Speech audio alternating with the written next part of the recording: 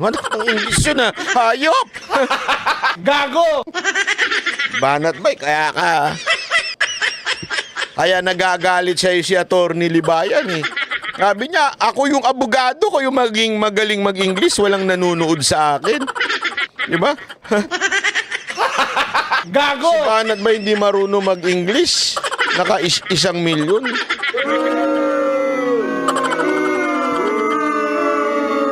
Atty. Libayan, pagpasensyahan mo na.